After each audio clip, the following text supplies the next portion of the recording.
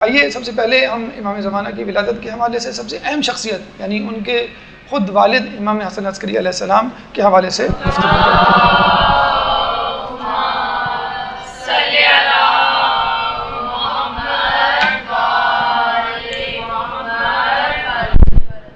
دیکھیے 11ویں امام حسن عسکری علیہ السلام کے حوالے سے گفتگو کرنا امام کی ولادت کے حوالے سے اس لیے بھی ضروری ہے کہ آپ امام زمانہ کی ولادت کے چشم دید گواہ ہیں، آپ ان کے والد ہیں اور آپ اس زمانے میں موجود تھے کہ جس زمانے میں امام زمانہ کے حوالے سے ان کی ولادت کے حوالے سے لوگوں میں بہت زیادہ بے چینی، اضطراب اور تمنا پائی جاتی تھی۔ امام حسن عسکری علیہ السلام کے زمانے کو ذرا سمجھنے کی کوشش کیجیے، خصوصی طور پہ ان کے آخری ایام کو اپنے ذہن میں لائیے۔ آپ کو معلوم ہے کہ یہ خوشخبری بہت زیادہ احادیث میں موجود ہے کہ 12واں امام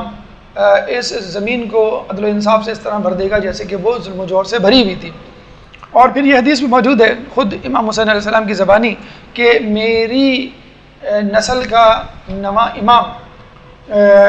اس زمانے کو، اس دنیا کو عدل سے اس طرح بھر دے گا جیسے وہ ظلم سے بھری ہوئی تھی۔ تو عمومی طور پہ ائمہ میں 12واں اور نسل حسین میں 11واں امام اس زمین کو عدل سے بھر دے گا، پوری زمین پر حکومت کرے گا۔ تو امام حسن عسکری علیہ السلام تک بنو امیہ، بنو عباس، یعنی بنو امیہ کا دور تو گزر چکا تھا، بنو عباس یعنی حکمران طبقہ بہت زیادہ مطمئن تھا،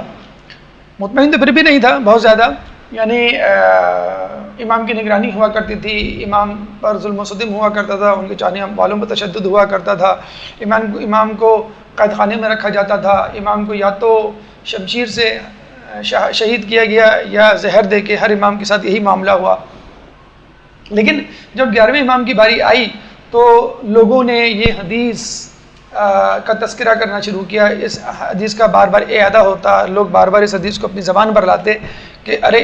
12ویں کا وقت تو قریب آ گیا، کیونکہ 11واں ہمارے سامنے موجود ہے، یا 9ویں امام کا اولاد حسین میں وقت قریب آ گیا، کیونکہ 8واں امام حسن عسکری ہمارے سامنے موجود ہے۔ چنانچہ پوری دنیا کے کیمرے، اس حکومت کے کیمرے، لوگوں کی نگاہیں، سب کی سب امام حسن عسکری علیہ السلام کی شخصیت اور ان کے گھر والوں اور ان کے گھر پہ مرکوز ہو گئی۔ ان کی مخبری، ان کی نگرانی اور ان کی جسے کہتے ہیں کہ جاسوسی بہت زیادہ سخت سے سخت ہو گئی۔ اس سے پہلے بھی ائمہ کی نگرانی اور جاسوسی ہوا کرتی تھی، لیکن امام حسن عسکری علیہ السلام کی جاسوسی نگرانی بہت زیادہ شدید ہو گئی۔ اور امام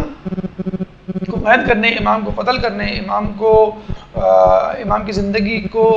تنگ کرنے کے لیے حکمران طبقے نے جو ہے وہ سازشیں کرنا شروع کی اور ان کے بارے میں سوچنا شروع کیا۔ پھر ایک ایسا واقعہ پیش آیا کہ جب لوگوں نے دیکھا کہ یہ تو 12ویں کا بھی انتظار نہیں کریں گے، لگتا ہے کہ یہ خود ہی حکومت کے خلاف بغاوت کر دیں گے اور پھر اپنے بیٹے کو حکومت سونپ دیں گے۔ وہ کیا واقعہ تھا اس زمانے میں؟ دیکھیں ہمیں حدیث ملتی ہے اور ہمارے حالات سے ہمارے ائمہ باخبر رہے ہیں، ہمارے حالات سے اس زمانے کا امام باخبر ہے۔ حدیثوں میں ہمیں ملتا ہے کہ ہمارے اماموں کی مثل ایسی ہے جیسے ستارے، ایک ستارہ غروب ہوتا ہے تو دوسرا ستارہ طلوع ہو جاتا ہے، اور یہ چلتا رہے گا جب تک 12ویں کا نمبر نہیں آ جائے گا۔ اور بعض اوقات تو ایسا ہوگا کہ لوگوں کو فکر ہی نہیں ہوگی کون سا ستارہ آیا، کون سا ستارہ گیا، اور لیکن جب 12واں آئے گا تو تم اس 12ویں کی جو ہے عزت افزائی کرنا اور اس کو خوش آمدید کرنا اور اس کی مدد اور نصرت کرنا۔ تو یہ دیکھیے یہ ایسا ہوا ہے بنو امیہ بنو عباس کے دور میں کہ لوگوں کو ائمہ کی فکر ہی نہیں رہی ہے، لوگوں کو بس اپنے پیٹ کی، لوگوں کو بس اپنے گھرانے کی، اپنے خاندان کی یا اپنی زندگی کی جو ہے وہ زیادہ فکر رہی ہے۔ اور شاید ابھی بھی وہ زمانہ ہے، لوگوں کی کثیر تعداد جو ہے امام کے انتظار سے غافل ہے، امام کی مدد سے بالکل غافل ہے۔ تو اب جو ہے امام کی طرف جو ہے لوگوں کی نگاہیں رہنے لگی، لیکن جیسے کہ معلوم ہے آپ نے دیکھا ہوگا کہ ہمارے 8ویں امام کے بعد یعنی امام رضا علیہ السلام کے بعد جو امام گزرے ہیں، امام تقی علیہ السلام، امام نقی علیہ السلام، امام عسکری علیہ السلام، ان تینوں کی زندگی عموماً بہت زیادہ پوشیدہ اور خفیہ رہی ہے، لو پروفائل رہی ہے، اور یوں سمجھ لیجئے کہ ان تینوں نے آنے والے 12ویں امام کے لیے غیبت کا راستہ ہموار کیا ہے۔ آپ دیکھیے کہ ہمارے ہاں جو تذکرہ ملتا ہے پہلے، دوسرے، تیسرے، چوتھے، 5ویں، 6، 7ویں امام تک بہت ملتا ہے، پھر 8ویں امام کیونکہ شہرت پا گئے تھے، ولی عہد بنے تھے، اس کے بعد جو 9واں 10ویں اور 11واں نمبر جو آتا ہے اس دور کے جو 3 امام ہیں بہت زیادہ لو پروفائل جو ہے وہ پرسنالٹی والی انہوں نے جو زندگی گزاری ہے کہ لوگوں کو تیار کیا جائے لوگوں کے اذہان کو 12ویں امام کی غیبت کے لیے۔ اب ظاہر سی بات ہے کہ لوگ ویسے بھی غافل تھے اور امام ویسے بھی پوشیدہ تھے، تو لوگوں کی توجہ اپنے دین سے ہٹ گئی، لوگ اپنے دین سے بیگانہ ہو گئے۔ اور آج کل بھی آپ نے دیکھا ہوگا کہ جہاں بھی لوگوں کو کوئی معجزہ، کوئی شہرت یا کوئی میڈیا ہائپ نظر آتی ہے کسی شخصیت کے حوالے سے، تو اس شخصیت کی طرف جو ہے وہ نکل کھڑے ہوتے ہیں۔ تو اس زمانے میں ہمیں ملتا ہے کہ لوگ عیسائیت کی طرف مائل ہو رہے تھے۔ کیوں مائل ہو رہے تھے؟ کہ اس زمانے میں عیسائی راہب ہوا کرتے تھے، وہ لوگوں کو معجزات دیکھ کر اپنی طرف، ایک تو بنو امیہ بنو عباس کے ظلم و ستم سے لوگ تنگ آ گئے تھے، پھر تو یہ ہے کہ امام تلوار نہیں نکال رہے تھے اور مسلسل گمنامی پوشیدہ زندگی گزار رہے تھے، لوگ اس سے بھی تھوڑے سے احساس محرومی کا شکار ہو گئے تھے کہ ہماری کوئی نہیں سن رہا، جو امام کے پیچھے چلنے والے ہیں وہ بھی تھوڑے سے بد دل ہو کے پیچھے ہٹ گئے تھے۔ پھر عام لوگ جو ہے جس طرح ہم کہتے ہیں کہ جب جہاں کی ہوا چلتی ہے لوگ اس طرف ہو جاتے ہیں، تو اس زمانے میں عیسائی پادریوں کا بڑا زور ہونے لگا، ان کے معجزے رونما ہونے لگے اور لوگ جو ہے ان کی طرف مائل ہونے لگے۔ تو اور یہ کوئی اچھمبے کی بات نہیں، آج کل کے دور میں بھی ایسا ہو رہا ہے۔ ابھی میں یہی سوچ رہا تھا کہ یہ کیسے ممکن ہے کہ ایک عام آدمی یا مومن اپنے امام کو یا دین اسلام کو چھوڑ کر دوسرے دین کی طرف چلا جائے، یہ کیسے ممکن ہے؟ تو کل ہی مجھے ایک کلپ محسوس ہوئی کہ جس میں صدام حسین کے بارے میں بتایا گیا کہ صدام حسین کو 12 سال بعد اس کی قبر سے نکال کر دوسری قبر میں دفنایا گیا تو اس کا چہرہ اتنا ہی تر و تازہ۔ دیکھیں یہ کتنا بڑا معجزہ ہے۔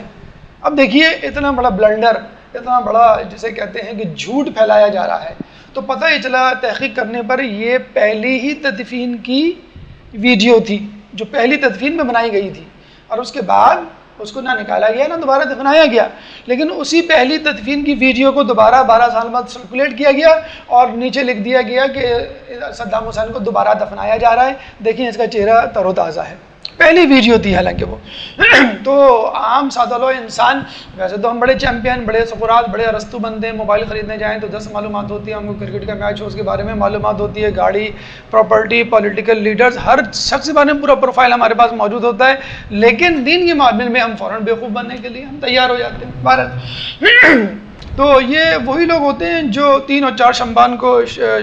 شعبان کی رات کو دھمال ڈال رہے ہوتے ہیں، مکس گیدرنگ ہو رہی ہوتی ہے اور ہلڑ بازی ہو رہی ہوتی ہے، اور یہ انچولی میں بھی ہوا ہے اور کراچی کے علاقوں میں بھی ایسا جو ہے وہ سننے میں آیا۔ تو یہی وہ لوگ ہیں کہ جہاں جس کی ہوا چلتی ہے لوگ جو ہے وہ اس طرف چلے جاتے ہیں اور دین اور ایمان کو بلا بیٹھتے ہیں۔ تو ہوا یہ کہ قحط پڑا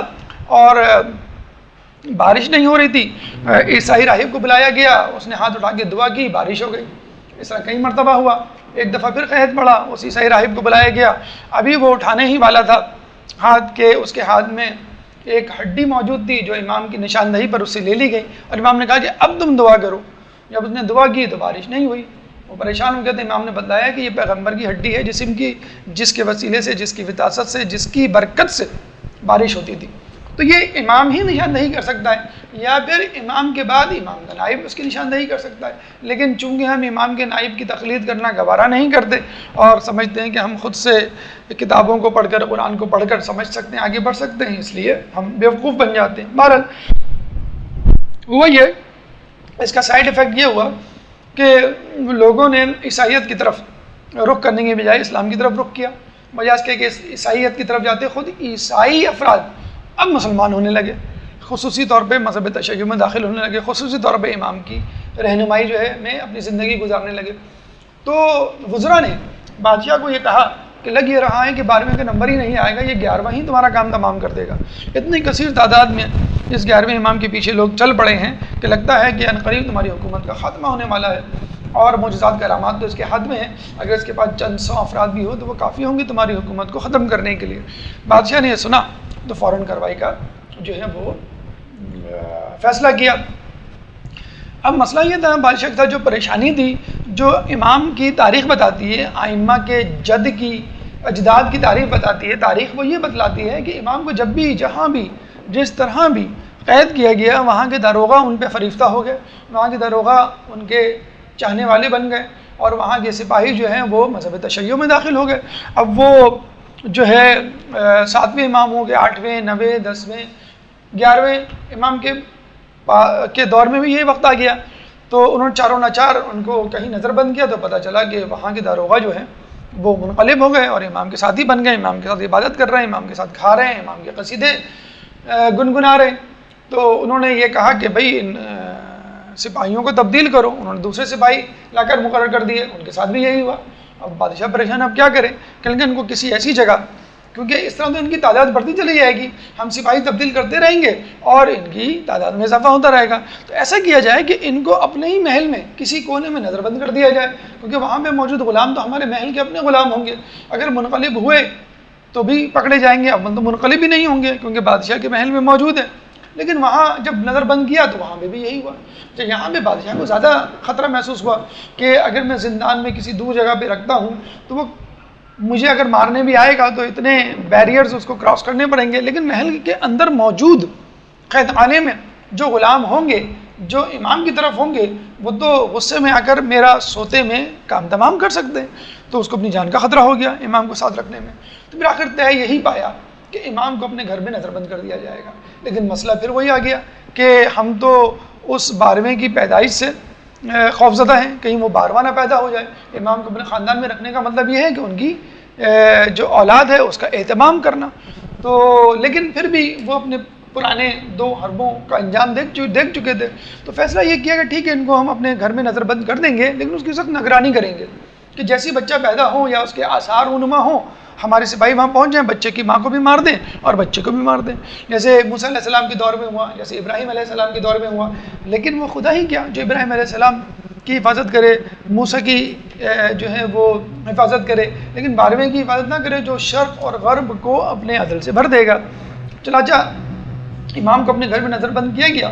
اور سخت نگرانی کی گئی اور وہاں پہ جو ہے پہرے بٹھا دیے گئے، اور پھر آخر میں بادشاہ نے مجبور ہو کے اور صلاح مشورے کے بعد یہ طے پایا کہ ان کو زہر دے دی جائے، ان کا زندہ رہنا خود بادشاہ کی بادشاہت کے لیے خطرہ ہے۔ شروع میں کوشش کی گئی کتنا قاتلانہ حملہ کر کے ان کی جو ہے وہ زندگی کا خاتمہ کر دیا جائے، تو زبیری نام کا ایک شخص تھا جو امام کو قتل کرنا چاہتا تھا، لیکن کہتے ہیں کہ اس کے قتل کرنے سے پہلے اس کو کسی نے قتل کر دیا، امام کے چاہنے والے نے، اور پھر کہتے ہیں کسی کے ہاتھ میں وہ رقعہ بھی لگا کہ جس میں لکھا ہوا تھا، امام نے لکھا تھا کہ یہ وہ سزا ہے امام کے دشمن کی کہ جس نے اللہ پر امام کے واسطے تہمت، الزام، افراپردازی کی تھی اور اس کو اپنے کیے کی سزا مل گئی۔ اس کے بعد معتمد باللہ نے امام کو اپنے گھر میں نظر بند کر دیا اور بالآخر ان کو زہر دے دیا۔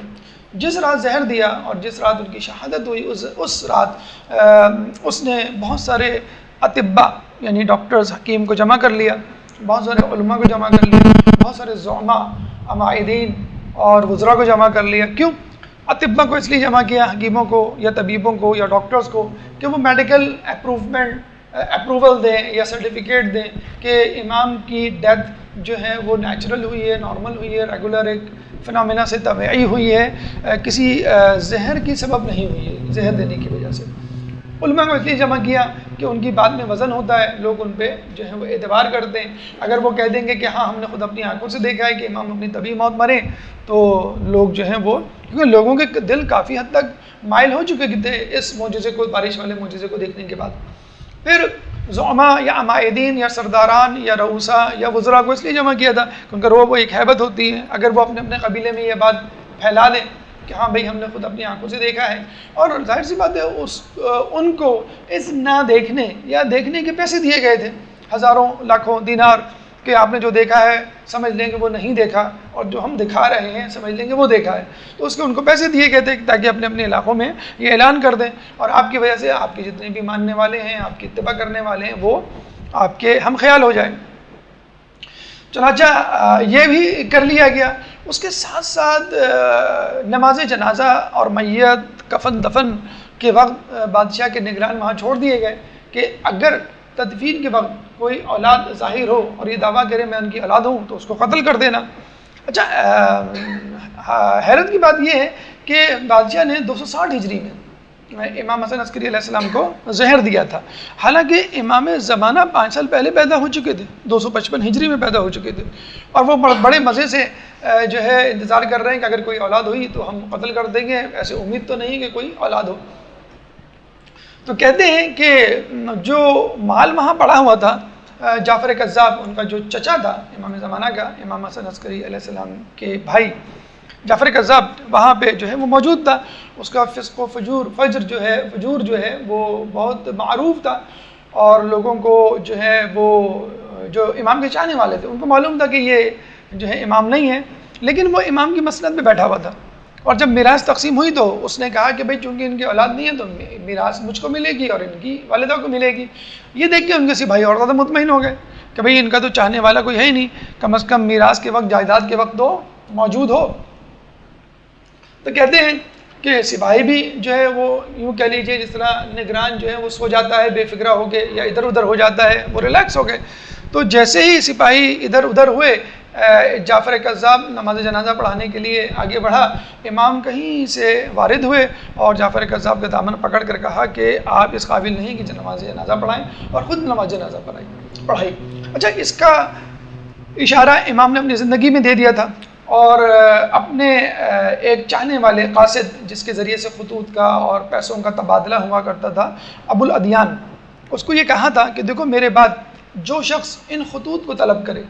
آپ کو معلوم ہے کہ امام کے پاس خطوط آیا کرتے تھے جس میں مسائل ہوا کرتے تھے، امام سے پوچھے گئے سوالات ہوا کرتے تھے، امام اس کے جوابات دیا کرتے تھے. تو ظاہر سی بات ہے امام کے بعد ان کا بیٹا یا آنے والا امام ان خطوط کا ذمہ دار ہوگا اور وہ سوالات کے جواب دے گا. تو میرے بعد جو ان خطوط کو طلب کرے، میرے بعد جو میری نماز جنازہ پڑھائے، اور میرے بعد جو اس تھیلی کو طلب کرے جس میں کہ 1000 دینار ہے، تو وہ جو ہے تمہارا امام ہوگا، میرا نائب ہوگا. تو کہتے ہیں کہ ابو الادیان جو ہے وہ میت کے پاس بیٹھا رہا اور یہ انتظار کرتا رہا کہ کون ان 3 نشانیوں کو پورا کرتا ہے. اچانک ایک شخص یا ایک بچہ نمودار ہوا، اس نے جو ہے وہ نماز جنازہ پڑھائی، اس نے جو ہے خطوط طلب کیے اور ابو الادیان سے کہا کہ وہ تھیلی کہاں ہے کہ جس میں 1000 اشرفیہ موجود ہیں، جس میں سے فقط 10 کے اوپر سونے کا پانی چڑھا ہوا ہے.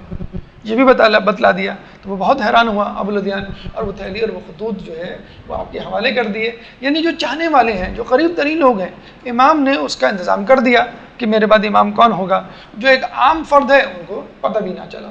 تو یہ ایک پالیسی تھی، یہ ایک امام کا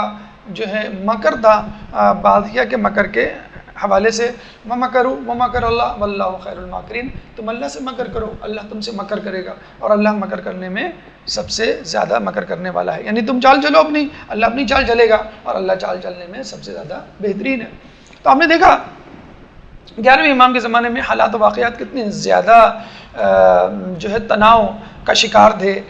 امام کی مخبری ہو رہی تھی، امام کی نگرانی ہو رہی تھی 11ویں امام کی. ان کو جو ہے زندان میں ڈالا گیا، ان کو قید کیا گیا. انہوں نے اپنے چاہنے والوں کو، مخصوص لوگوں کو نشانیاں بتا دی، اور امام کی ولادت بھی ہو گئی. امام نے نماز جنازہ بھی پڑھا دیا، اور وہ جو ہے چلے بھی گئے اور لوگوں کو پتہ بھی نہیں چلا. تو یہ امام کی ولادت کے پہلے گواہ یعنی امام کے والد امام حسن عسکری علیہ السلام. اب آئیے امام کی ولادت کی دوسری بڑی گواہ خود امام کی والدہ جناب بی بی نرجس خاتون. ایک درود پڑھ دیں محمد والے.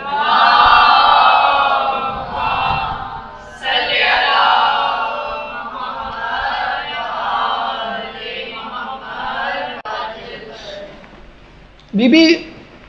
نرجس خاتون یا ملکہ خاتون امام کی والدہ، اور اس حوالے سے بہت سارے نام ہمیں تاریخ کی کتب میں ملتے ہیں. سب سے پہلے نام تو ہمیں ملکہ ملتا ہے، اور ملکہ ایک اس میں تصغیر ہے، یعنی شارٹ فارم ہے ملکہ کی. ملکہ یعنی بادشاہ کی بیوی، اور ملکہ یعنی چھوٹی ملکہ یا شہزادی. تو یہ وہ نام تھا کہ جو ان کا اصلی نام تھا جب وہ اپنے باپ یا اپنے گھر والوں کے ساتھ روم میں رہا کرتی تھی، اور اس زمانے میں عیسائی تھی. اس کے بعد جب وہ کنیز بن کر امام تک پہنچی، بھیس بدل کر کنیزی کا، اس وقت انہوں نے اپنی شناخت کو مخفی رکھنے کے لیے اپنا نام تبدیل کیا اور ملکہ سے نرجس خاتون کر دیا. تیسرا نام ہمیں جو ملتا ہے ان کی والدہ کا وہ سیقل ملتا ہے، اور کہتے ہیں وہ اس لیے تھا سیقل یا سیقل کہ جب وہ حمل سے تھی تو ان کا بدن جو ہے وہ لوہے کے سیقل زدہ ٹکڑے کی طرح چمک رہا تھا، تو ان کا بدن بھی اس طرح چمک رہا تھا. اس کے بعد ان کا ایک نام ریحانہ بھی ملتا ہے، ایک نام سوسن بھی ملتا ہے، ایک سان امت بھی ملتا ہے اور ایک نام خود حکیمہ بھی ملتا ہے. حالانکہ حکیمہ جو ہے امام زمانہ کی پھوپھی تھی جو ولادت کے وقت موجود تھی. تو یہ 7 نام یا اس سے زیادہ نام ہمیں ملتے ہیں جو امام کی والدہ کے حوالے سے ہیں. ان کی امام تک رسائی یعنی امام تک پہنچنے کا واقعہ بھی بہت ہی جسے کہتے ہیں کہ دلچسپ ہے اور مختلف روایات کے ذریعے سے ہمارے تک پہنچا ہے. بشر بن سلیمان ایک بردہ فروش انسان تھا، شخص تھا جس کا پروفیشن یہی تھا کہ وہ کنیزیں اور غلام خریدتا اور فروخت کرتا تھا. امام نے ایک دفعہ اس کے گھر میں اپنے غلام کو بھیجا اور کہا کہ اس کو کہو کہ میرے پاس ہے، مجھے اس سے کچھ کام ہے. یہ جو بشر بن سلیمان تھا وہ امام کا چاہنے والا تھا اور امام کے جد کا بھی چاہنے والا تھا اور امام کو پسند کرتا تھا، امام کی خدمت میں آتا جاتا رہتا تھا. امام نے کہا کہ آج ہم تمہیں ایک اور شرف بخشنے جا رہے ہیں. اور پھر یہ کہا کہ دیکھو پل فرات پہ جانا اور وہاں پر ایک بردہ فروش عمر بن یزید بیٹھا ہوا ہے، کچھ کنیزوں کو لے کر بیٹھا ہوگا. وہاں پہ ایک کنیز ہوگی 2 حریر کے لباس میں پردے کے پیچھے، اور وہ دعائی دے رہی ہوگی، ہائے میرا پردہ، ہائے میرا پردہ، اور کسی کے ہاتھ فروخت ہونے کے لیے تیار نہیں ہوگی. تم یہ خط اس کنیز کو دے دینا، جب وہ کنیز یہ خط پڑے گی تو خود بخود فروخت ہونے کے لیے تمہارے ہاتھوں تیار ہو جائے گی. اور یہ تھیلی لے لو، اس تھیلی میں جتنے بھی دینار ہیں یہ وہی قیمت ہے جو تم اپنے دکاندار سے یعنی اس بردہ فروش عامر بن یزید سے طے کرو گے. بشر بن سلیمان جو ہے وہ لے جاتا ہے امام کا خط اور جو رومی زبان میں لکھا ہوا تھا اور وہ تھیلی جس میں امام نے کنیز کی قیمت رکھی تھی. امام نے یہ بھی ہدایت کی تھی کہ دیکھو تم دن بھر ایک کونے میں کھڑے ہو کر دکان کے سامنے جہاں وہ کنیزوں کو فروخت کرے گا، غلاموں کو فروخت کرے گا، پیچھے بیٹھ کے صرف جو ہے وہ تماشا دیکھنا کہ وہ کیا کر رہا ہے، لوگوں کو آتا جاتا دیکھنا اور دخل اندازی نہیں کرنا. لیکن جب دن گزر جائے اور وہ دکان بند کرنے لگے اور جانے لگے تب اس کے پاس جا کے یہ خط دینا کہ یہ کنیز جو ہے مجھے چاہیے اور یہ خط اس کو پڑھوا دو. چنانچہ بشر بن سلیمان نے یہی کیا، وہاں پہ کھڑا رہا اور جب دن گزر گیا اور اس دوران وہ دیکھتا بھی رہا کہ بہت سے لوگ گاہک آ رہے ہیں، عرب شیوخ آ رہے ہیں اور حکومت کے کارندے آ رہے ہیں اور وہ آ کے جو ہے وہ کنیز کو خریدنا چاہتے ہیں، لیکن کنیز کسی کے ہاتھ فروخت ہونے کے لیے تیار بھی نہیں. اگر کوئی شخص بہت زیادہ قیمت لگاتا تو وہ غصے میں ہی کہتی کہ اگر تم سلیمان علیہ السلام کی دولت کے برابر بھی پیسے لے آؤ تو میں کبھی بھی تمہارے ہاتھوں فروخت نہیں ہوگی. اب جو عمر بن یزید تھا اس کا جو مالک تھا وہ بڑا پریشان تھا کہ بھئی میں کیا کروں اگر یہ کنیز نہیں بکے گی اور اس کے خریدار بہت آ رہے ہیں، پردے میں بیٹھی ہے، متقی پرہیزگار لوگوں کو جو نظر آ رہی ہے، کسی کے ہاتھ فروخت نہیں ہو رہی تو اس کے دام بھی لوگ زیادہ لگا رہے ہیں، یہ نہیں بکے گی تو میرا جو ہے وہ نقصان ہو جائے گا مثلا. اب بشر بن سلیمان جب دن ڈھلتا ہے اور لوگ چھٹ جاتے ہیں تو بشر بن سلیمان جو ہے وہ عمر بن یزید کی طرف رخ کرتا ہے اور اس کے ہاتھ میں وہ خط جو رومی زبان میں لکھا ہوا ہوتا ہے وہ دیتا ہے اور یہ کہتا ہے کہ اس کنیز سے کو کہیں کہ یہ خط پڑھ لے تو ہو سکتا ہے کہ اس خط کو پڑھنے کے بعد وہ میرے ہاتھوں فروخت ہونے کے لیے تیار ہو جائے. اب اس کو نہیں معلوم تھا کہ کیا معاملہ ہے، وہ شاید اس کو جھوٹ سمجھا، لیکن اس نے کہا چلیں آخری حربہ اختیار کرنے میں کیا حرج ہے. اس نے وہ خط لیا اور اس کنیز یعنی جس کا نام نرجس تھا، اس زمانے میں لفظ نرجس یا نام اس میں نرجس تو بہت مشہور تھا کنیز بطور کنیز نام ہونے کے حوالے سے، تو وہ دے دیا. جب اس نے وہ خط پڑھا تو وہ بڑی خوش ہوئی، اس خط کو اپنے آنکھوں سے لگایا، اس کو چوما اور یہ کہا کہ میں اس شخص کے ہاتھوں فروخت ہونا چاہتی ہوں. حالانکہ ابھی اس نے قیمت کی بات ہی نہیں کی تھی. وہ بڑا حیران ہوا، اس نے قیمت جو ہے وہ زیادہ لگانے کی کوشش کی، یہاں پہ اس نے کم کروانے کی کوشش کی تو بھاؤ تاؤ ہوا. اچھا اس کو معلوم بھی نہیں تھا کہ اس تھیلی میں کتنے پیسے ہیں، کتنے دینار ہیں، بس امام نے یہ کہا تھا کہ اس تھیلی میں اس کنیز کی قیمت موجود ہے. اب اس کو ڈر یہ بھی تھا کہ اگر یہ زیادہ قیمت ہوئی اور تھیلی میں کم رقم ہوئی تو کنیز کو میں نہیں خرید پاؤں گا. تو اس میں 12 دینار موجود تھے تو بھاؤ تاؤ ہوا تو 220 دینار پر معاملہ طے ہوا. تو بشر بن سلیمان نے ڈرتے ڈرتے جو ہے وہ تھیلی اس کے حوالے کی، اس نے تھیلی کھولی اور دینار گنے تو ایگزیکٹلی بعین ہی 220 دینار نکلے. تو اللہم صلی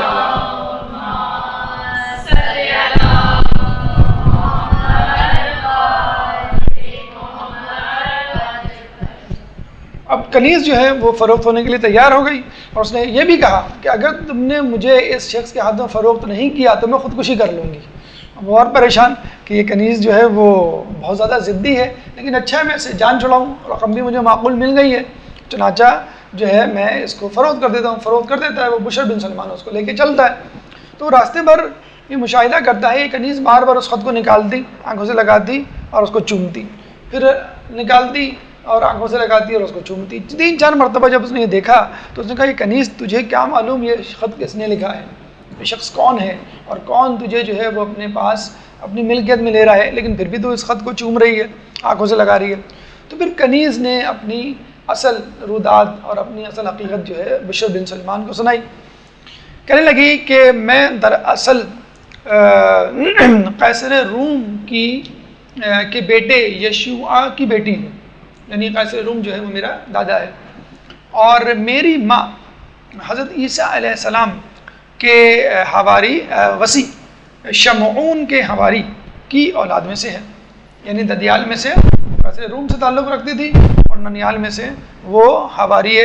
شمعون اور وسیع عیسیٰ علیہ السلام سے تعلق رکھتی تھی۔ بہت بڑا خاندان، بہت اچھی نسبت ہے۔ کہنے لگے جب میری عمر 13 سال ہوئی تو بادشاہ قیصر روم نے اپنے بھتیجے سے میری جو ہے وہ شادی کرنا چاہی، اور خاندان میں ایک فرد تھا، اور بہت بڑی تقریب ہوئی۔ اس تقریب میں جو ہے راہبوں کو، پادریوں کو بلایا گیا، علماء کو بلایا گیا، رؤوسان قبائل کو بلایا گیا، اور عمرہ کو بلایا گیا، اور بہت بڑا تخت سجایا گیا، اور 40 سیڑھی اوپر وہ تخت تھا،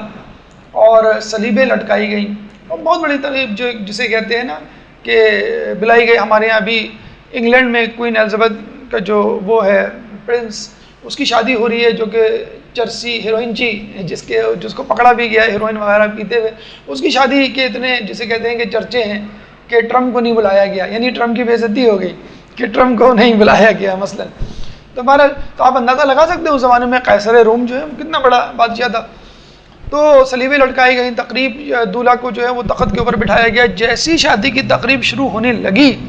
ویسے ہی ایک زلزلہ سا آیا اور تخت نیچے گر گیا، اور دولہے میاں جو ہے وہ اوندے منہ گر کے بے ہوش ہو گئے۔ تو جو وہاں پہ عیسائی پادری بیٹھے ہوئے تھے وہ بڑے حیران پریشان ہوئے، اور انہوں نے اس واقعے کو عیسائی مذہب کے زوال کا سبب سمجھا اور اس کو بدشگونی جانا، اور وہ غصے میں وہاں سے چلے گئے۔ بادشاہ یہ سمجھا کہ شاید یہ دولہا جو ہے وہ منحوس ہے، ہمارے اسلام دلہنوں کو منحوس کہتے ہیں،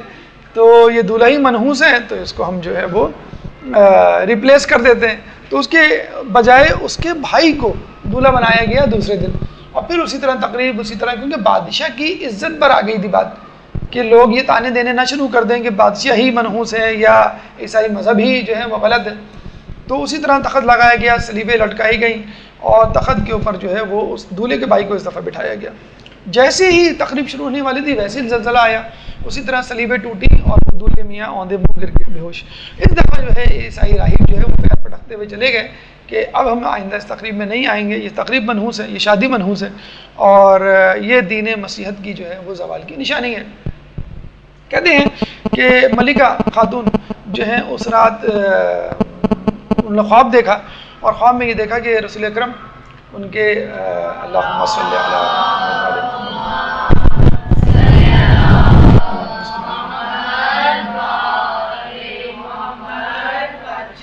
ان کے وسیع حضرت علی اور دیگر ائمہ اور دیگر افراد آئے ہوئے ہیں، اس طرح بارات آتی ہے، اور دوسری طرف جو ہے وہ حضرت عیسیٰ علیہ السلام ان کے وسیع جناب شمعون اور ان کے حواری آئے ہوئے ہیں، اور دونوں افراد ایک دوسرے کے سامنے جیسے دلہا دلہن والے بیٹھتے ہیں۔ رسول اللہ نے حضرت عیسیٰ علیہ السلام سے کہا کہ میں اپنے بیٹے امام حسن عسکری علیہ السلام کی خواستگاری تمہاری بیٹی ملکہ خاتون کے لیے کرتا ہوں۔ تو عیسیٰ علیہ السلام نے شمعون علیہ السلام سے پوچھا ہے، اور وہ بھی بخوشی اس پہ راضی ہو گئے، انہوں نے کہا ہم تیار ہیں۔ تو رسول اللہ نے اس وقت باقاعدہ نکاح پڑھایا، اور خواب میں ہی نکاح ہوا۔ جیسے ان کی آنکھ کھلی تو وہ بڑی پریشان ہوئی کہ یہ کیسا خواب تھا اور کیا تھا، لیکن کہتے ہیں کہ اسی دن سے امام حسن عسکری علیہ السلام کی محبت ان کے دل میں جاگزی ہو گئی، اور وہ بڑی پریشان رہنے لگی کہ یہ کیا ہوا اور میں کون ہوں، مجھے اب کہاں جانا ہے، میرا آئندہ آنے والا جو دور حیات ہے وہ کیسا ہوگا۔ لیکن کہتے ہیں کہ وہ ظاہر بات ہے، آدمی جب کسی ملجھن پریشانی میں مبتلا ہو یا کسی کے انتظار میں ہو یا کسی چیز کا منتظر ہو تو وہ پریشان ہو جاتا ہے، تو بیمار پڑ گئی اور بڑے اطباء بلائے گئے، ڈاکٹر حکیموں کو طلب کیا گیا، لیکن ان کی بیماری جو ہے وہ ٹھیک ہونے میں نہیں آتی۔ تو بادشاہ نے ان سے ایک دفعہ پوچھا کہ تم کیا چاہتی ہو، کیا سمجھتی ہو کہ اگر وہ کام کیا جائے کہ جس سے تمہارے دل کو سکون ملے، ذہنی دباؤ میں، تناؤ میں جو ہے وہ کمی ہو؟ تو انہوں نے کہا کہ آپ نے کچھ مسلمان قیدیوں کو قید کر کے رکھا ہوا ہے، اب ان کو رہا کر دیں تو شاید میری طبیعت سمجھ جائے۔ اچھا، آپ نے دیکھا بھی ہوگا خوشی کے موقع پہ بادشاہ جو ہے وہ قیدیوں کو رہا کر دیتے ہیں یا سزائیں معاف کر دیتے ہیں، پاکستان میں بلکہ ہر جگہ ایسا ہوتا ہے۔ تو بادشاہ نے جو ہے وہ کہا کہ ٹھیک ہے، انہوں نے جو ہے بادشاہ نے جو ہے مسلمان قیدیوں کو رہا کر دیا۔ تو بادشاہ نے دیکھا کہ اس دن سے ملکہ کی طبیعت ٹھیک ہو گئی اور وہ دن بدن صحت مند ہوتی چلی گئی، اس کا کھانے پینے کا بھی دل چاہنے لگا۔ بادشاہ نے پھر دوبارہ ان قیدیوں کو بلایا اور ان کو مہمانوں کی طرح جو ہے وہ ان سے سلوک کیا جانے لگا۔ اس کے بعد 14ویں دن ملکہ خاتون نے بی بی سیدہ سلام اللہ علیہ کو بی بی مریم کے ساتھ اللہ صلی اللہ علیہ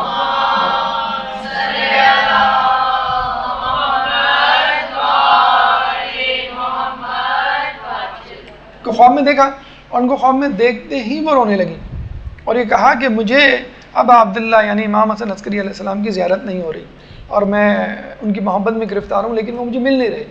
تو بی بی سیدہ نے کہا کہ یہ اس وقت تک معاملہ رہے گا، یعنی تم نہیں مل سکو گی جب تک تم کلمہ پڑھ کر مسلمان نہیں ہو جاتی۔ تو بی بی نے وہ تیار ہو گئی، تو بی بی نے ان کو کلمہ پڑھوایا، اشہد ان لا الہ الا اللہ واشہد ان محمد رسول اللہ، کہ میں گواہی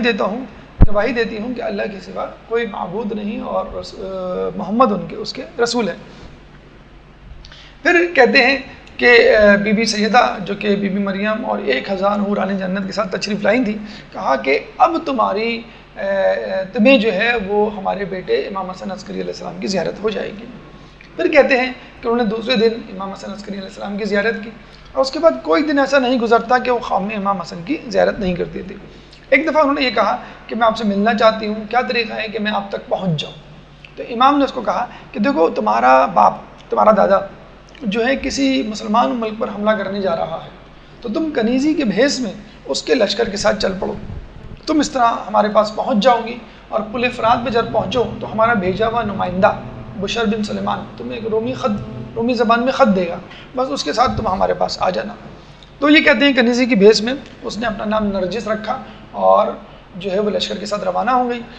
اس لشکر کا جو ہے وہ ٹکراؤ مسلمان لشکر کے ساتھ ہوا اور مسلمان لشکر نے ان کنیزوں کو جو ہے وہ پکڑ لیا اور اپنے ساتھ لے گئے۔ اس میں یہ کنیز بی بی نرجس، بی بی ملکہ خاتون بھی موجود تھی، اور پھر اس کے بعد بشر بن سلیمان نے آپ کو خرید کیا، امام کے حوالے کر دیا۔ کہتے ہیں کہ جب امام کس کے پاس آئی ہے؟ امام نقی علیہ السلام کے پاس، یعنی امام حسن عسکری علیہ السلام کے والد امام نقی علیہ السلام کے پاس۔ جب ان کے پاس آئیں تو انہوں نے کہا کہ تم کیا چاہتی ہو؟ تمہارے پاس 2 اختیارات ہیں، کس چیز کو، کن 2 چیزوں کو اختیار کر سکتی ہو؟ انہوں نے کہا ایک تو یہ کہ تم 10,000 دینار لے لو، یعنی آزاد ہو جاؤ، آزادانہ زندگی گزارو، یہ 10,000 دینار تمہارے، اور ایک یہ ہے کہ تم شرف معبد اختیار کر لو، یعنی ہمیشہ کا شرف۔ تو انہوں نے کہا کہ میں ہمیشہ کا شرف اختیار کرنا چاہتی ہوں، عارضی زندگی یا عارضی خوشحالی نہیں۔ امام نے کہا کہ تمہاری شادی اس شخص سے ہوگی کہ جس سے ہونے والا بچہ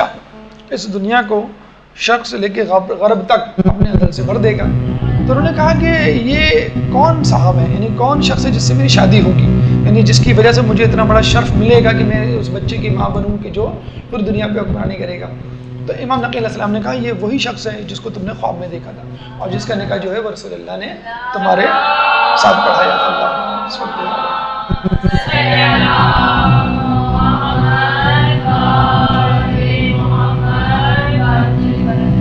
آپ کی شادی پھر امام حسن عسکری سے ہو جاتی ہے اور پھر امام زمانہ کی ولادت ہوتی ہے۔ جناب ملکہ خاتون کے بارے میں ہمیں بہت زیادہ تفصیلات نہیں ملتی، کیونکہ جیسے وہ آتی ہیں اور شادی ہوتی ہے، ابھی امام کی ولادت ہوتی ہے، 5 سال کے اندر اندر ان کا انتقال ہو جاتا ہے۔ اور اس کی بھی وجہ کیا تھی کہ جب ولادت امام زمانہ ہوئی تو امام حسن عسکری علیہ السلام نے جو ان کے شوہر تھے ان کو یہ کہا کہ میری موت کے بعد، میری شہادت کے بعد میرے گھر والوں پہ بہت زیادہ ظلم و ستم ڈھائے جائیں گے، اور وہی امام زمانہ کے حوالے سے میرے چاہنے والوں پر اور میرے خاندان والوں پر۔ تو جناب ثقل یا جناب نرجس یا جناب ملکہ خاتون نے ان سے یہ کہا تھا کہ آپ دعا کریں کہ آپ کے انتقال سے پہلے میرا انتقال ہو جائے، یعنی آپ کے موت سے پہلے میری موت واقع ہو جائے۔ اور کہتے ہیں ایسے ہی ہوا کہ امام حسن کی موت سے پہلے ان کی جو ہے ایک روایت ملتا ہے ان کی موت واقع ہو گئی۔ بہرحال آپ کی جو ہے وہ موت سے پہلے امام کی ولادت ہوتی ہے۔ اب ہم چلتے ہیں بی بی حکیمہ خاتون کے حوالے سے، جو کہ اس ولادت کی چشم دید گواہ تھی، کیونکہ ہم امام کی ولادت اور اس کے حوالے سے اٹھنے والی اشکالات ابہام کو آج اپنا موضوع بنانے جا رہے ہیں۔ ایک درود پڑھ دیں محمد والے محمد۔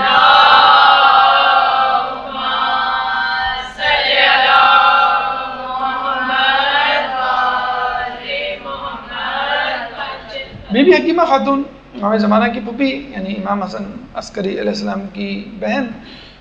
کو غلام کے ذریعے ان کے گھر سے بلوایا گیا 15 شعبان کو، اور یعنی 15 شعبان کی رات سے پہلے، اور ان کو کہا کہ بہن آج آپ افطار ہمارے یہاں کیجیے گا۔ انہوں نے کہا خیریت؟ انہوں نے کہا کہ آج ہمارے یہاں ولادت ہونے والی ہے ہمارے فرزند کی، اور یہ وہ فرزند ہے کہ جو دنیا کو شرق سے لے کے غرب تک عدل سے بڑھ دے گا، جیسے وہ ظلم سے بھری بھی ہوگی۔ تو امام نے پھر استفسار کیا، پوچھا کہ بھئی کون ہے کنیز یا کون تمہاری زوجہ ہے جس کے بطن سے یہ ہوگا؟ تو امام نے بتلایا جناب ثقل۔ تو اسی وقت وہ اندر آئیں اور جو ہے جناب حکیمہ خاتون کے موزے اتارنے لگی اور ان کو سیدہ کہہ کے مخاطب کیا کہ آپ میری سردار ہیں اور میں آپ پہ قربان۔ تو بی بی حکیمہ نے کہا کہ مجھے تمہارے ساتھ جو ہے وہ عزت افزائی سے پیش آنا چاہیے اور مجھے تمہارا اکرام کرنا چاہیے، اور میری جان تو کیا اس پوری دنیا کے انسانوں کی جان تم پہ قربان ہو، کیونکہ تمہارا بیٹا جو ہے اس دنیا پہ حکومت کرے گا، اس کو عدل سے بھر دے گا۔ تو وہ جو ہے شرما جاتی ہیں اور کہتے ہیں کہ بی بی حکیمہ خاتون کو بی بی نرجس کے کوئی آثار حمل نظر نہیں آئے۔ تو انہوں نے پوچھا امام سے، انہوں نے کہا کہ آپ فکر نہ کریں، ان کے آثار حمل مادر موسیٰ جیسے ہیں، اور جس طرح ان کے آثار حمل ضائع نہیں ہوئے کیونکہ بادشاہ ان کے قتل کے در پہ تھا، ان کے آثار حمل بھی ظاہر نہیں ہوں گے۔ وہ شب آتی ہے، یعنی جس شب وہ افطار کرتی ہیں وہ سو جاتی ہیں اور بیچ رات میں جو ہے وہ بیدار ہوتی ہیں، تو نماز شب پڑھتی ہیں۔ اس دوران ان کے نماز شب پڑھنے کے بعد وہ دیکھیں جناب ثقل بھی بیدار ہوتی ہیں اور وہ بھی نماز شب پڑھتی ہیں۔ تو ان کے دل میں ایک شک سا آتا ہے کہ وہ تو کہہ رہے تھے کہ آج شب ولادت ہے، اور آج شب ولادت میں اب چند لمحات یا چند گھنٹے رہ گئے ہیں، فجر ہونے والی ہے، نماز شب ہم نے پڑھ لی ہے اور مجھے آثار حمل نظر نہیں آ رہے۔ تو دوسرے کمرے سے امام آواز دیتے ہیں اور یہ کہتے ہیں کہ بہن آپ شک نہ کیجئے، اللہ کی حجت ظاہر ہو کے رہے گی۔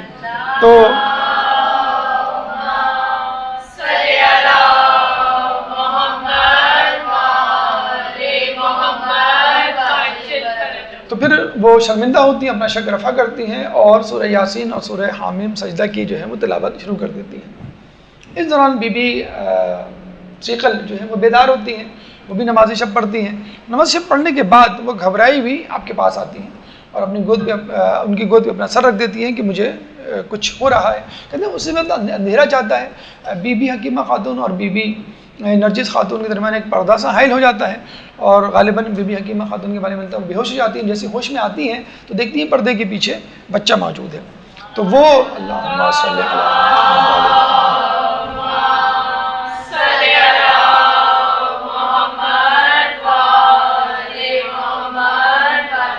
وہ گھبرائی بھی ہوتی ہیں۔ تو امام ان سے کہتے ہیں کہ آپ گھبرائیں مت، بلکہ سورہ قدر کی جو ہے جو تلاوت کریں۔ تو وہ جو ہے سورہ قدر کی تلاوت کرنا شروع کرتی ہیں۔ اس کے بعد اندر جاتی ہیں، بچے کو اٹھاتی ہیں، تو کہتے ہیں کہ بچہ جو ہے وہ سجدے میں ہوتا ہے، اور جب سجدے سے سر اٹھاتا ہے تو وہاں پہ ماریہ اور نسیم نام کی 2 کنیزیں بھی ہوتی ہیں جو بتلاتی ہیں کہ جب بچے نے سر اٹھایا تو اس کو چھینک آئی، اور چھینک جب آئی تو اس نے دونوں انگلیوں کو آسمان کی طرف اشارہ کر کے اٹھایا اور کہا کہ الحمدللہ رب العالمین وصلی اللہ علی محمد و آلہ، کہ اللہ تعالیٰ کا شکر ہے جو تمام عالمین کا رب ہے، اور درود ہو محمد اور ان کے آل پر۔ اور پھر امام فرماتے ہیں زعمت الظلم ان حجت اللہ داحضۃً کہ کیا ظالموں نے یہ زعم کر لیا ہے کہ وہ اللہ کی حجت کو تباہ و برباد کر دیں گے. لو اوزنا لنا اگر مجھے فی الکلام لو اوزنا لنا فی الکلام اگر مجھے کلام کا جو ہے وہ اذن ہوتا یا اس کی اجازت ہوتی لزال شک تو میں ان کے شک کو دور کر دیتا. پھر امام جو ہیں ان کو اپنی گود میں لیتے ہیں. ان کے سیدھے ہاتھ پر امام دیکھتے ہیں کہ سورہ بنی اسرائیل کی آیت نمبر 81 لکھی بھی ہوتی ہے جاء الحق و زہق الباطل ان الباطل کان زہوقا کہ حق آ گیا اور باطل مٹ گیا، بے شک باطل مٹنے کے لیے ہے. اس کے بعد امام کہتے ہیں کہ اس کو اپنی ماں کے پاس دوبارہ لے جاؤ تاکہ وہ ان کو سلام کرے. امام کو دوبارہ لے جایا جاتا ہے، وہ اپنی ماں کو دوبارہ سلام کرتے ہیں. پھر امام دوبارہ طلب کرتے ہیں کہ اس کو میرے پاس دوبارہ لاؤ. امام کے پاس دوبارہ لایا جاتا ہے. امام کے پاس جب دوبارہ لاتے ہیں تو امام اپنی زبان مبارک کو امام زمانہ کے دہنے مبارک میں دیتے ہیں اور وہ اس کو چوستے ہیں جیسے دودھ اور شہد جیسے پیا جاتا ہے، ایسا لگ رہا تھا. تو امام جو ہے ان سے کہتے ہیں کہ کلام کرو، اور امام جو ہے وہ اپنا ہاتھ ان کے جوڑوں پر رکھتے ہیں اور ان سے کہتے ہیں کہ اے فرزند کلام کرو. تو وہ کلام کرتے ہیں اور گواہی دیتے ہیں اشہد ان لا الہ الا اللہ و اشہد ان محمد رسول اللہ وان علی امیر المؤمنین ولی اللہ، کہ میں گواہی دیتا ہوں کہ اللہ کے سوا کوئی معبود نہیں، محمد اس کے رسول ہیں اور علی جو ہے امیر المؤمنین اور ولی اللہ ہے. پھر کہتے ہیں کہ ان سے کہتے ہیں امام کہ مجھے جو ہے پچھلے انبیاء کے کلام سناؤ. تو وہ آدم علیہ السلام، نوح علیہ السلام، شیس علیہ السلام، ابراہیم علیہ السلام کے صحف صحیفے جو ان پہ اتر چکے تھے وہ سناتے ہیں. اس کے بعد توریت، زبور، انجیل کلام سناتے ہیں. اس کے بعد کلام مجید، قرآن مجید کی آیت سورہ قصص آیت نمبر 4 سناتے ہیں کہ وَنُرِيدُ أَن نَّمُنَّ عَلَى الَّذِينَ اسْتُضْعِفُوا فِي الْأَرْضِ وَنَجْعَلَهُمْ أَئِمَّةً وَنَجْعَلَهُمُ الْوَارِثِينَ کہ وَنُرِيدُ أَن نَّمُنَّ عَلَى الَّذِينَ اسْتُضْعِفُوا کہ ہم تو چاہتے ہیں کہ جن لوگوں کو زمین میں کمزور بنایا گیا ان پر ہم احسان کریں. وَنَجْعَلَهُمْ أَئِمَّةً اور ان کو ہم امام بنائیں. وَنَجْعَلَهُمُ الْوَارِثِينَ اور ان کو ہم دنیا کا وارث بنائیں. پھر انہوں نے جو ہے وہ آیت پڑھی. پھر جو ہے امام بی بی حکیمہ خاتون کو کہتے ہیں کہ آپ ان کو لے جائیں اور ان کی ماں کو دے دیں اور اب آپ 7ویں دن آئیے گا. تو وہ بیٹے کی یعنی اپنے بھتیجے کی محبت میں دوسرے دن آ جاتی ہیں کہ سلام کرنے. تو پتہ چلتا ہے کہ امام تو موجود نہیں ہے. تو کہتی ہیں کہ وہ کہاں ہے بچہ؟ تو انہوں نے کہا کہ اس کو میں نے اس کے سپرد کر دیا کہ جس کو حضرت موسیٰ علیہ السلام کی والدہ نے سپرد کیا تھا، جس کے سپرد یعنی خدا کے سپرد کر دیا.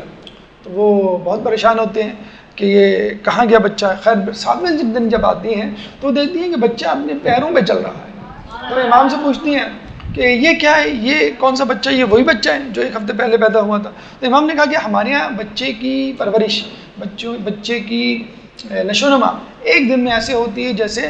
1 ہفتے میں دوسروں کی، یا 1 ہفتے میں ایسی ہوتی ہے جیسے 1 سال میں دوسرے کی. اس لیے ہمارا جو امام ہے یا ہمارا جو بچہ ہے وہ بہت زیادہ پرورش کرتا ہے. کہتے ہیں کہ پھر اس کے بعد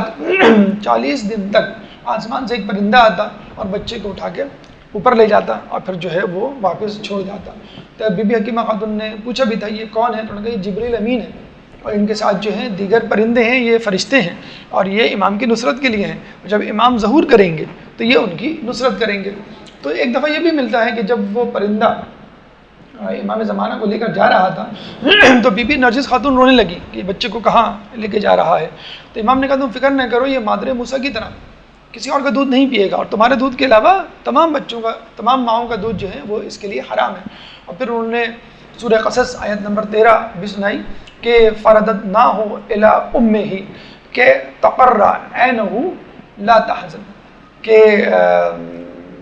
ہم نے فرددناہ الی امہ ہم نے اس کو یعنی اس بچے کو اس کی ماں کے حوالے کر دیا واپس. کیوں کر دیا؟ کہ تقر عینہ تاکہ اس کی آنکھوں کو ٹھنڈک ملے، لا تحزن چنانچہ غم نہ کرو. اور پھر یہی ہوا کہ بچہ جو ہے وہ واپس آیا. تیسرے دن امام جو ہے وہ گئے اپنے اصحاب کے پاس اور بچے کا تعارف کروایا اور یہ کہا کہ یہی وہ بچہ ہے جس کی نصرت کے لیے لوگوں کی گردنیں اٹھیں گی، یعنی لوگ اس کا ساتھ دینے کے لیے اٹھیں گے، اور یہی وہ بچہ ہے جو میرا نائب ہوگا، جو میرے بعد امام ہوگا، اور یہی وہ بچہ ہے جو دنیا کو شرق سے لے کر غرب تک عدل و انصاف سے اس طرح بھر دے گا کہ جس طرح وہ ظلم و جور سے بھری ہوئی ہوگی۔ پھر یہ کہتے ہیں کہ امام نے 7ویں دن بچے کا جو ہے وہ عقیقہ کیا، اور عقیقے میں 10,000 رطل روٹی اور 10,000 رطل گوشت کا اہتمام کیا، لیکن یہ عقیقہ یا یہ کھانا جو ہے لوگوں کو بلا کر نہیں کھلایا بلکہ لوگوں کے گھروں تک پہنچایا، اور اس میں بنی ہاشم کے لوگ پیش تھے، زیادہ تر اپنے خاندان والے، اور چند اپنے بہت ہی خاص الخاص افراد، کنیز، غلام، یا بہت ہی خاص الخاص جیسے بشر بن سلیمان وغیرہ۔ تو اچھا یہ بات بھی اپنی جگہ مد نظر رکھنی چاہیے کہ 10,000 روٹیاں اور 10,000 رطل روٹیاں، 10,000 رطل گوشت بہت کثیر مقدار ہوا کرتی ہے لوگوں کو کھلانے کے لیے۔ تو اس کا مطلب ہے کہ خاندان میں کسی شخص کو بھی نہیں چھوڑا ہوگا کہ جس کو پتہ نہ چلے، یہ اپنے جاننے والوں میں کسی کو بھی نہیں چھوڑا ہوگا کہ اس کو پتہ نہ چلے، ہر شخص تک یہ بات پہنچائی۔ لیکن جو حکومتی لوگ تھے، دشمن تھے، عام افراد تھے، ان تک یہ خبر نہیں پہنچتی تھی اور لوگوں کو نہیں پتہ چلا۔ تو اپنے لوگوں کو بہت زیادہ تعداد میں پتہ چل گیا اور غیروں کو بالکل بھی نہیں پتہ چلا، اور ابھی بھی یہی حال ہے کہ جن کو معلوم ہے وہ امام پہ بہت زیادہ یقین رکھتے ہیں، جن کو نہیں معلوم وہ امام کے بارے میں کچھ بھی نہیں جانتے، یا ان کی جو ہے بالکل ان کو معلومات نہیں۔